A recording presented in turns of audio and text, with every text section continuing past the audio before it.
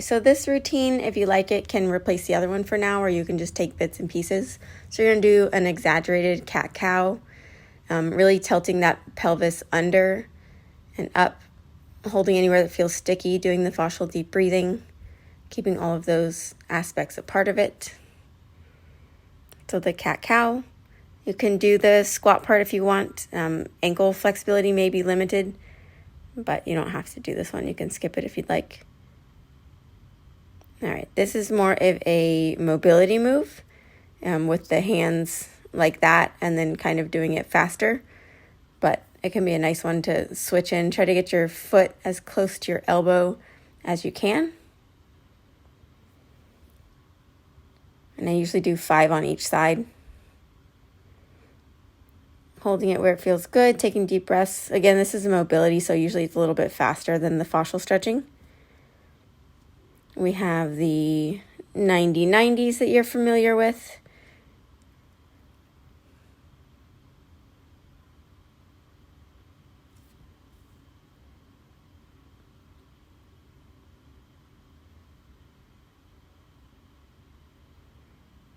Really seeing how close to the ground you can get both your knees when you do that. Playing around with it too, tilting the head down, tilting the head up, getting that whole kind of back fascial net to participate in it. And then you can also do the little pelvic tilts in there as well. All right, so this is going to be the fascial stretch of the one that was like the mobility. So you're going to start on laying on your stomach with your feet flexed so that they are up like that and your knees can be up, your legs are going to be straight. Your arms are going to be out like a Y shape with your wrists flexed. And you can play around with where your arm position is. So then you're going to take that first foot and go directly straight up, back, and over onto the other side of the body, keeping the foot flexed and the ankles, keeping the ankles flexed and the wrists flexed as well. And then you're going to come over. You're going to hold it for at least 3 deep breaths. You can play with where that back leg is. Maybe it can come down a little bit. Maybe it goes up. When I'm tightening my hip flexors and my glute med and TFL, I really feel this one. So then when you come out of it, you are going to come back over and you're going to just do exactly the same. So bring it like straight down to the middle, lift the next leg straight up and over. On this side, you can see a little bit better how it's really stretching out the front body. You're going to feel it in that shoulder that you're rolling towards. You're going to feel it in your chest, in your neck if it's tight, anywhere in that. That's why I really like this one, is wherever it's tight, it's kind of going to get it. Again, you can play with that back leg. Maybe you can drop it a little bit lower. Still keeping both ankles flexed, legs straight, and then your wrists or your arms are straight with your wrists flexed as well. I like that one. I usually do that 3 times on each side. And then you can do a little downward dog with some tension. And this next one is you're going to go backwards. So this is going to be for the hip flexors. This is the final position. You may not be able to get in that position. So if you need to put a pillow underneath between your feet and your bottom, you can. And then if you don't lean back, that's okay. Just kind of see how flexible your hip flexors are and how open they can get.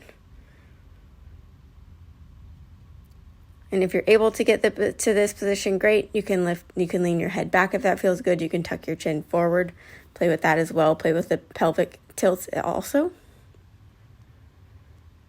This one, I have its own little video on it, but you're going to start on all fours.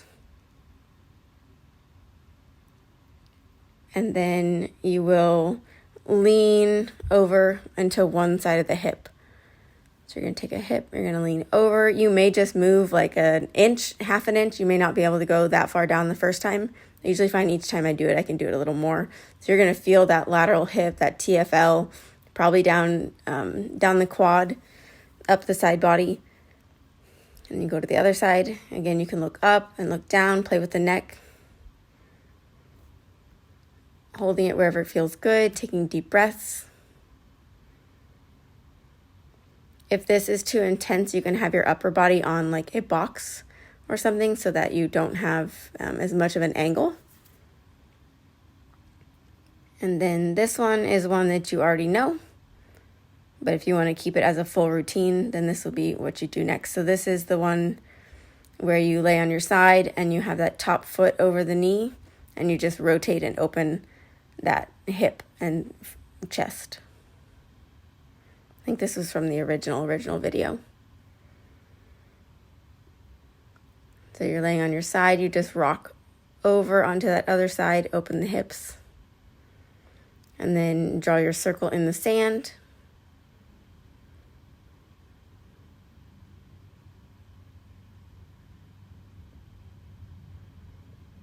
Pausing anywhere that feels tight. I like to do that 3 times. And then this was also a part of your other routine. To lay on your back. All right, so lay on your back, straight leg up, grab above the ankle, bring that foot over and to the side, and then you're going to bring the other arm up above your head if you can. Remember, you're going to, the leg that's bent, you're going to drive that glute into the ground, push the knee away, so towards the other foot, and then really open up that hip.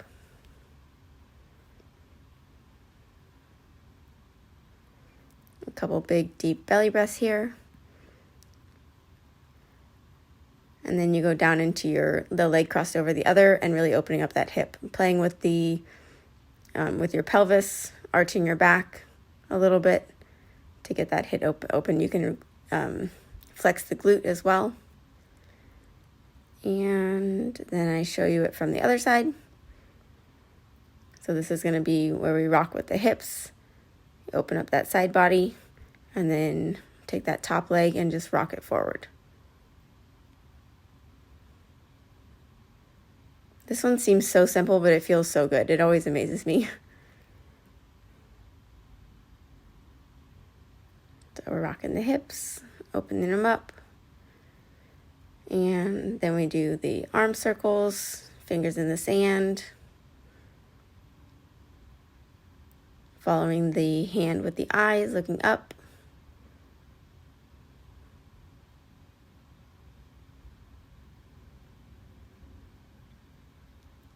And then I usually do that 3 times, deep breaths, pausing wherever it feels good, wherever it feels sticky. And then we can do this one. I also have an individual video, but this is for shoulders and can be really good. You don't necessarily have to do this one right now. I'm not so worried about your shoulders, but definitely the side body, the hips, getting that flexibility in so that when you walk, it can be a little more straight. And because I think what's happening is there's one part of your body that's tighter than the other. And so when you take that step, you're putting more weight on the right side because the left side's trying to work around its tightness or stiffness. And so it swings out a little bit more, which puts more weight on the right side, and you roll externally onto the right foot a little bit. So while the right foot is what's feeling it, it's coming more so from a tight area on the left side and not coming like straight through with your gait. So that's one reason